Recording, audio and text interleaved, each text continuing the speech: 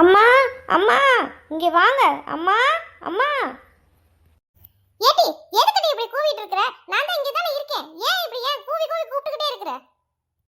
அம்மா பரிச்சொல்லி விட்டாச்சுமா, பாட்டி வீட்டுக்கு போகலாமா? அம்மா பாட்டி வீட்டுக்குலாம் வேணாமா, நம்ம டூர் போலாமா? ஏட்டி உனக்கு என்னடி பிரச்சனை? நான் வந்து அம்மாட்ட கேட்கும்போது நீயும் வந்து கேட்பியா?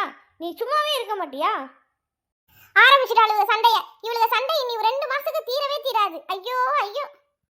அம்மா நான் சொன்னதான் கேட்கணும். நான் டூர் போலான்னு சொன்னேன். அதை தான் செய்யணும். அம்மா பாட்டி வீட்டுக்கு தான் போகணும், நான் சொன்னதான் நீங்க செய்யணும்.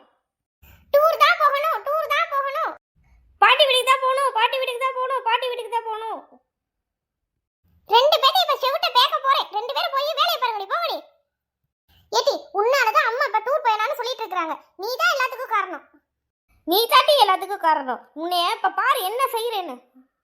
ஏடி வீட்டுக்குள்ள இன்னொரு தடவை 2 பேத்தோட சத்தம்